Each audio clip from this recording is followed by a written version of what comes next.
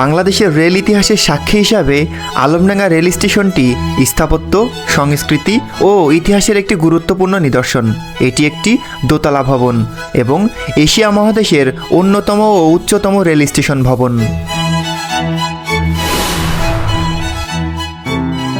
আসসালামু আলাইকুম।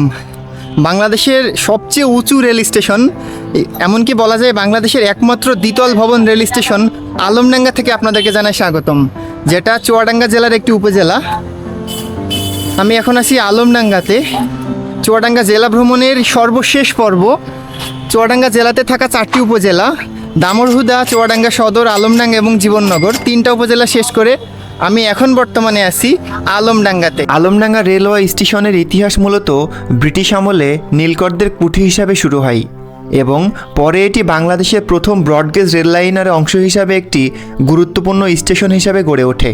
এই দোতলা ভবনটি প্রায় এশিয়া মহাদেশের অন্যতম উচ্চতম রেল স্টেশন ভবন।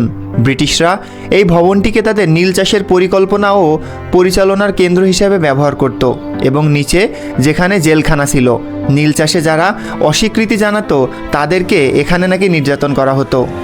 1854 সালে ভারতের তৎকালীন গভর্নর জেনারেল লর্ড ডালহৌসির নির্দেশে মূলত বাংলাদেশের রেলওয়ে কার্যক্রম শুরু হয়।